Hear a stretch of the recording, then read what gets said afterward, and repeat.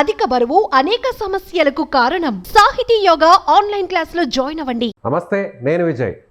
దేశంగాని దేశంలో కువైట్లో ఒక యువతి ముఖ్యంగా అక్కడ ఉన్నటువంటి ఒక అబ్బాయిని ప్రేమించి పెళ్లి చేసుకుంది. అయితే వారిద్దరి మధ్య ప్రేమ కాస్త పెళ్లి వరకు వెళ్ళింది. ఆ తర్వాత వీరికి ఒక అబ్బాయి కూడా పుట్టాడు. అయితే తీరా నువ్వు నాకు నచ్చలేదు, నిన్ను వదిలేస్తున్నానంటూ కువైట్ నుంచి తిరిగి అతను ఇండియాకు వచ్చేసాడు. ఇప్పుడు ఆమె ఇండియాకు రావాలంటే ఆ బిడ్డకు ఇక్కడ సిటిజన్షిప్ లేదు కాబట్టి కువైట్ ఎంబసీ నుంచి ఇక్కడికి రావడానికి చాలా ఇబ్బందులు పడుతుంది. అయితే ఇప్పుడు ఆమె సుమన్ టీవీని ఆశ్రయించింది. అలాగే ఏపీ గవర్నమెంట్ కూడా తనకు సహకరించాలని, కువైట్ నుంచి తనను తన బిడ్డను ఇండియాకు తీసుకొచ్చేటువంటి ప్రయత్నం చేయాలని ఆమె కోరుతుంది. ప్రస్తుతం ఆమె మనతో పాటు జూమ్ కాల్లో ఉన్నారు కువైట్ నుంచి మాట్లాడడానికి. చిన్ని, నమస్తే అండి. నమస్తే సార్. ఏంటమ్మా అసలు ఏం జరిగింది? మీ ప్రాబ్లం ఏంటి? ఎందుకు మాకు కాల్ చేశారు? అసలు మీ సమస్య ఏంటి చెప్పండి. సార్ నేనైతే కోవిడ్ లో ఉన్నాను సార్. నేను వచ్చి 5 సంవత్సరాలు అవుతుందండి. నేను ఈ అబ్బాయితో అయితే నేను 4 సంవత్సరాల నుంచి నేను కలిసి ఉన్నాను సార్. వాళ్ళ ఫ్యామిలీ మెంబర్ అందరూ కూడా ఇక్కడే ఉన్నారు సార్. వాళ్ళ అమ్మ వాళ్ళు, వాళ్ళ అన్నయ్య వాళ్ళు, వాళ్ళ తమ్ముడు వాళ్ళు అంతా ఇక్కడే ఉన్నారండి. అయితే నేను ఇబ్బంది ఇష్టపడ్డాను సార్. ఆ అబ్బాయి కూడా ఇష్టపడ్డాడండి. అతనికి మ్యారేజ్ అయ్యి డైవర్స్ అయిపోయినాయి సార్. నాకు కూడా మ్యారేజ్ అయ్యి డైవర్స్ అయినాయండి. ఇలాగ నాకంటే ఇక్కడ ఏ ప్రూఫ్ ఏ ఆధారం లేదని తెలుసండి. ఆ అబ్బాయికి తెలుసు కూడా నన్ను ఇక్కడ ప్రేమించి పిల్లోడిని అయితే బాబునైతే కన్నాడు సార్.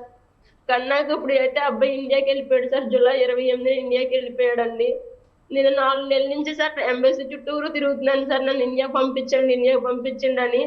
అయితే వాళ్ళు డిఎన్ఏ రిపోర్ట్ చేయించుకోమని చెప్పారు సార్. నేను అయితే డిఎన్ఏ రిపోర్ట్ కూడా చేయించుకుని ఎంబసీ వాళ్ళకి ఇచ్చానండి.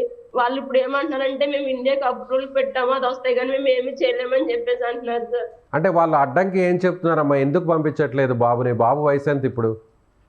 బాబుకి 1.5 సంవత్సరం సార్. ఓకే, సో ఇండియాకి వాళ్ళు ఏం చెప్తున్నారు, ఆ రీజన్ చెప్పండి.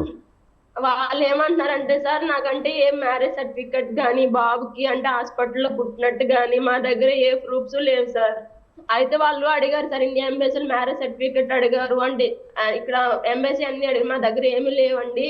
ఇలా మా ఆయన అది ఇండియాకి వెళ్ళిపోయిన ఆయన కూడా ఒప్పుకుంటున్నారు సార్. నా బిడ్డే అని చెప్పి ఎంబసీ వాళ్ళతో మాట్లాడారండి. మా అత్తయ్య గారు మాట్లాడారు, అందరూ మాట్లాడారు. ఏమన్నారంటే ఓకే మేము పంపిస్తాము, డిఎన్ఏ రిపోర్ట్ చేయించుకోమనండి అని ఎంబసీ వాళ్ళే చెప్పారు సార్. పలానా హాస్పిటల్కి వెళ్ళి చేయించుకోండి, అక్కడ రిపోర్ట్స్ వస్తాయి, నెల 10 రోజులకు వస్తాయి అని చెప్పినప్పుడు వెళ్ళి చేయించుకున్నానండి.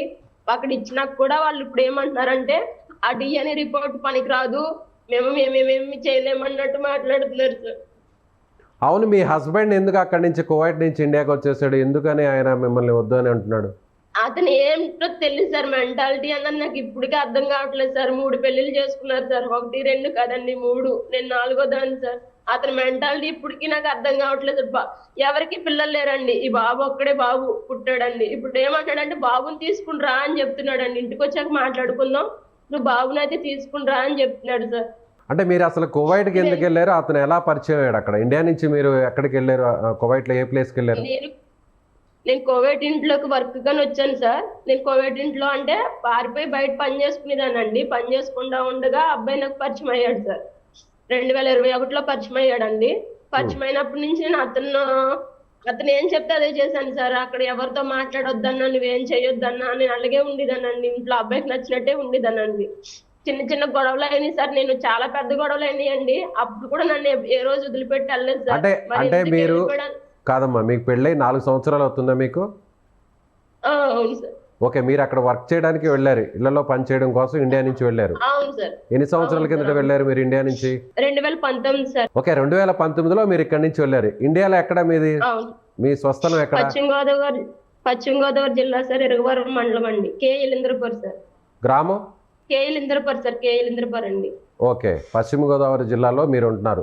సో 2019లో 5 ఏళ్ల కింద అక్కడికి వెళ్ళారు. అక్కడ ఈ అబ్బాయి, మీ హస్బెండ్ పేరు ఏం పేరు? పిట్ట అర్జున్ అండి. పిట్ట అర్జున్ సార్. పిట్ట అర్జున్. అతను ఎక్కడ? ఇండియాలో ఏపీలో ఎక్కడ?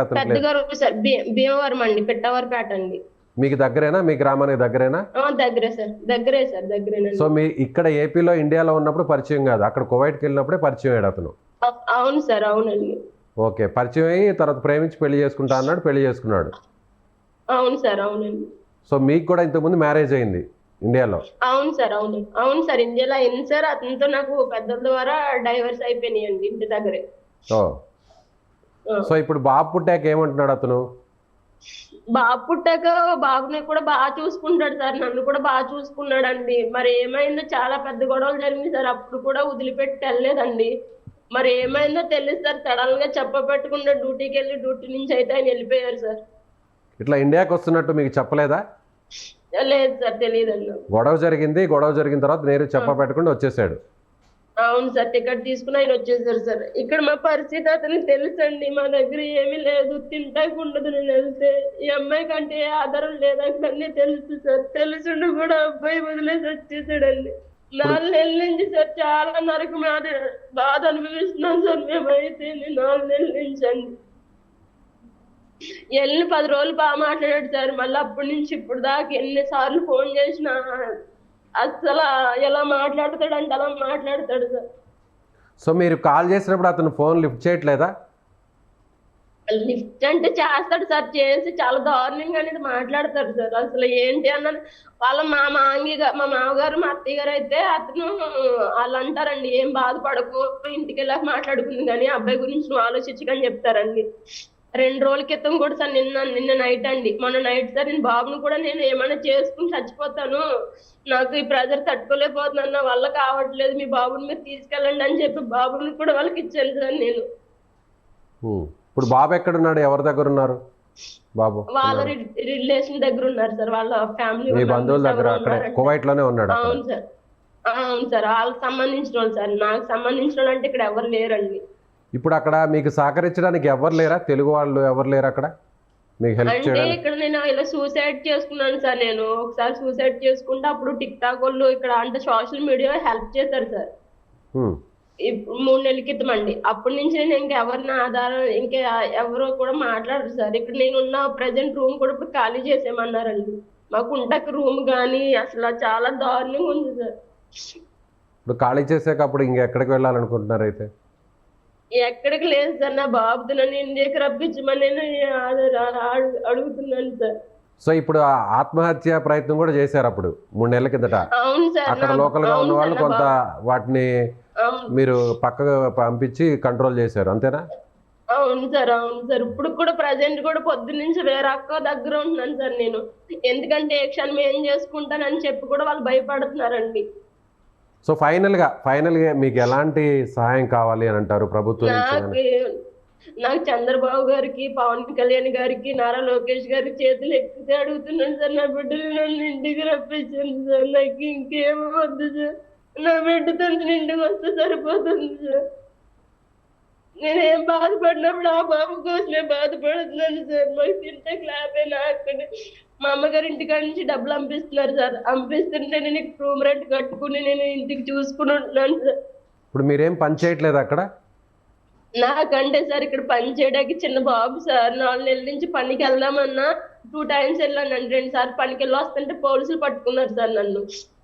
పోలీసులు పట్టుకుని ఇలా బాబు ఉన్నాడు అని చెప్పేసి కూడా వాళ్ళు వదిలేశారండి. చిన్న బాబుతో నువ్వు వెళ్ళి చేయాలి ఎక్కడ కూర్చుంటావు అని చెప్పేసి. సో బాబుని చూసుకోవాలి కాబట్టి పనికి కూడా వెళ్ళలేని పరిస్థితి. అవును సార్, ఇక్కడ రూమ్ రెంట్ కట్టాలి సార్. బేబీకి ఇప్పుడు ఎవరైనా చూస్తారు అని బాబుని కూడా అక్కడ ఇచ్చామనుకో వాళ్ళకే డబ్బులు ఇవ్వాలి సార్. నాకు వచ్చేది 100 దినార్లు వస్తే రూమ్ రెంట్కే పెట్టాలా, నేను బాబుకే ఇవ్వాలా సార్, మేము ఫుడ్డే చూసుకోవాలి సార్. మరి ఇప్పుడు ఎలా చేస్తున్నారు? డబ్బులు ఇబ్బంది కదా, పని చేయట్లేదు. సో మా అమ్మగారింటి కాడ నుంచి పంపించారు సార్. ఆయన వెళ్ళిన 4 రోజులు అయితే 2 నెలలు అయితే అతను పంపించారండి. మళ్ళీ అప్పటి నుంచి ఇప్పుడు దాకా నాకు వాళ్ళ మా ఆయన తరపు నుంచి ఏ ఆధారం రాలేదు సార్. మా అమ్మగారు ఇక్కడ ఎవరో ఒకరిని అడుగుతున్నాను సార్, 10 దినార్లు 10 రూపాయలు అడుగుతుంటే వాళ్ళు ఇస్తున్నారండి. మీరు ఇచ్చిన నెంబర్ ఎవరైతే మీ హస్బెండ్ అని చెప్తున్న అర్జున్ నెంబర్కి కాంటాక్ట్ చేస్తున్నాం మేము. ఆయన ఫోన్ కూడా లిఫ్ట్ చేయట్లేదు. మీరు ఇచ్చిన నెంబర్కి పదే కాల్స్ చేస్తున్నాము కానీ ఆయన అటెంప్ట్ చేయట్లేదు. ఎవరి ఫోన్లు కూడా ఆయన లిఫ్ట్ చేయట్లేదా? లేదు సార్, నా ఫోన్ అయితే ఎవరు ఫోన్ లిఫ్ట్ చేయట్లేదు అనుకుంటా సార్. లైవ్ లో మీ ముందే కాల్ చేస్తున్నాం. మా పీసీఆర్ టీము అతనితో మాట్లాడించడానికి ట్రై చేస్తున్నారు, బట్ అతను ఫోన్ అయితే మాత్రం లిఫ్ట్ చేయట్లేదు. అంటే బయట నెంబర్లు ఉంటే కూడా అతను ఫోన్ ఆన్సర్ చేయడా? ఏంటి సార్? బయట నెంబర్స్ నుంచి కాల్స్ వస్తే అతను ఫోన్ ఆన్సర్ చేయడా? తెలియదు సార్, నాకు తెలియదండి. ఇప్పుడు అతను అయితే నా ఫోన్ కూడా లిఫ్ట్ చేయట్లేదు సార్. ఎన్నిసార్లు చేసినా ఫోన్ లిఫ్ట్ చేయడండి. ఎస్, ఇప్పుడు ఆ కనిపిస్తున్న ఫొటోస్ అన్ని కూడా బాబు బర్త్డే అప్పుడు, అలాగే తర్వాత ఫంక్షన్స్ ఇవన్నీ కూడా ఇండియాలో చేసినవే లేదంటే కువైట్ లోనే చేశారు? అంటే బాబు అక్కడే పుట్టాడు సార్, కోవిడ్ లోనే అండి. ఓకే. అన్ని ఫొటోస్ కోవిడ్లోనే సార్. అవి నాకు సీమంతం చేశారు, మొత్తం బర్త్డే ఫంక్షన్ చేశారు సార్. చాలా బాగా చేశాడు సార్. జూలై 25న బాబు బర్త్డే చేశాడండి. జూలై 28న అబ్బాయి వచ్చేసాడు సార్. అతను ఏం పని చేస్తుంటాడు అక్కడ కువైట్లో? కంపెనీలో వర్క్ చేస్తారు సార్, సూపర్వైజర్ కింద చేసేవారండి. ఓకే, సూపర్వైజర్గా ఫీల్డ్ వర్కే. ఆ, అవును సార్. ఎంత సంపాదిస్తాడు అతను మన అతని ఇండియన్ సాలరీ కరెన్సీలో? బాగుంది. మన ఇండియన్ ఇండియన్ కరెన్సీలో ₹1,00,000 వరకు వచ్చింది సార్. ₹1,00,000 వరకు వస్తుంది. మరి ఎందుకు వదిలేసాడు అక్కడ? వదిలేసి ఎందుకు వచ్చాడు ₹1,00,000 జీతం వస్తున్నప్పుడు? అదే సార్ నాకు అర్థం కావట్లేదు సార్. ఎందుకు వెళ్ళిపోయామంటే నువ్వు నన్ను టార్చర్ పెడుతున్నావు, నేను అందుకే వచ్చేసానని చెప్పేసి అంటున్నాడండి. ఒక్క మాట చెప్తున్నాడు సార్. ఇంకా ఏరే రీజన్ అంటే ఏం చెప్పట్లేదండి.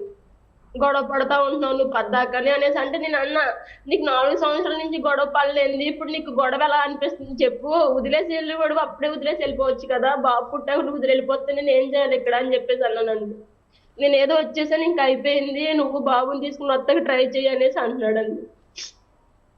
ఓకే, మీకు ఎంత వచ్చేది జీతం మీరు అప్పుడు అంతకుముందు పని చేస్తున్నప్పుడు? బాబు నాకు 60,000 50,000 వచ్చేది సార్. ఓకే, మీ ఇంట్లో వాళ్ళకి ఇప్పుడు మీరు అక్కడి నుంచి అమౌంట్ పంపించాలా మీ తల్లిదండ్రులకి?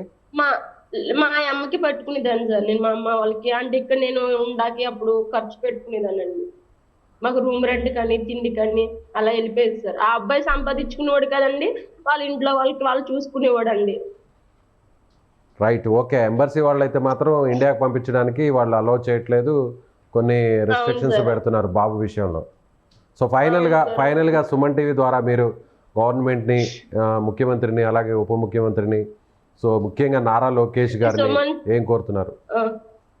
సుమన్ టీవీ చాలా హెల్ప్ చేశారండి. ఇక్కడ ఉన్న వాళ్ళకి గల్ఫ్ నుంచి చాలా హెల్ప్ చేశారు సార్. మీ సుమన్ టీవీ గారికి, నారా లోకేష్ గారికి, పవన్ కళ్యాణ్ గారికి, చంద్రబాబు గారికి నేను చేతులు ఎత్తి అడుగుతున్నాను సార్. నా బిడ్డని నన్ను ఇక్కడి నుంచి నన్ను ఇండియాకి రప్పించింది సార్, లేదంటే మేము చచ్చిపోవాలి.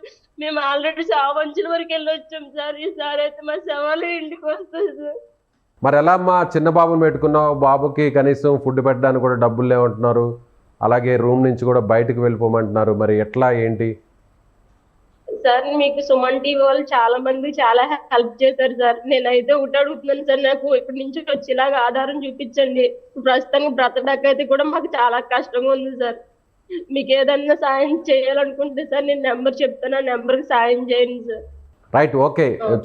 వీడియోను చూస్తున్నటువంటి వీక్షకులు ఎవరైతే ఉన్నారో, సో సాయం చేయాలనుకున్న వారు కింద కనిపిస్తున్నటువంటి ఫోన్పే, గూగుల్ పే నెంబర్కు కొంత అమౌంట్ ఏదన్నా తోచిన విధంగా సహాయం చేస్తే తన బిడ్డకు ఫుడ్ పెట్టుకునేటువంటి పరిస్థితి ఉంటుంది. అక్కడ కొంతకాలమైనా, అంటే ఇండియాకు వచ్చేంత వరకైనా కూడా తనకు ఒక ఆధారంగా మారుతుంది.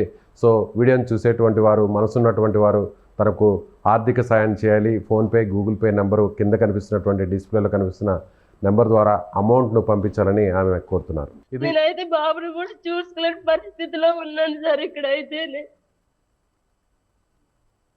సో ఇది ఏపీకి చెందిన తెలుగు మహిళ కువైట్లో అక్కడ వేదనను అనుభవిస్తుంది. అక్కడ ఉన్నటువంటి అధికారులు తన బిడ్డను తీసుకొని ఇండియాకి రావడానికి ఎంబసీ నుంచి ఎలాంటి అనుమతులు రాలేదు. ముఖ్యంగా ప్రభుత్వం కొంచెం జోక్యం చేసుకుంటే తాను కువైట్ నుంచి తిరిగి ఇండియాకి రాగలనని, అక్కడ కనీసం బతకడానికి కూడా తమకు డబ్బులు లేవని, బిడ్డను చూసుకోవడానికి కూడా ఎలాంటి ఆధారం లేకుండా పోయిందని, తన భర్త గొడవ పెట్టుకొని కువైట్ నుంచి ఇండియాకి వచ్చేసి ఇప్పుడు ఫోన్స్ చేస్తుంటే, కాల్స్ చేస్తుంటే సమాధానం కూడా చెప్పట్లేదు. సో 2 సంవత్సరాల బిడ్డను పెట్టుకొని అక్కడ ఉండడం చాలా ఇబ్బందిగా ఉంది. రూమ్లో ఉన్నవారు కూడా రూమ్ ఖాళీ చేసి బయటకు వెళ్ళిపోవాలని ఈరోజు లాస్ట్ అని చెప్తున్నారు. సో ఇక ఆత్మహత్య దిక్కు. ఇప్పటికే తాను ఆత్మహత్య ప్రయత్నం కూడా చేశాను, అక్కడ స్థానికులు కొంత రక్షించారు. సో ఎలాగైనా కానీ మంత్రి లోకేష్ గారు, అలాగే గవర్నమెంట్ ప్రభుత్వం, పవన్ కళ్యాణ్ గారు రెస్పాండ్ అయ్యి తనను ఇండియాకి తీసుకురావాలని సుమన్ టీవీ ద్వారా ఆమె కోరుతున్నారు. Thank you so much. Suman టీవీలో మీ పర్సనల్ అండ్ బిజినెస్ ప్రమోషన్స్ కోసం కింది నెంబర్కి కాంటాక్ట్ చేయండి.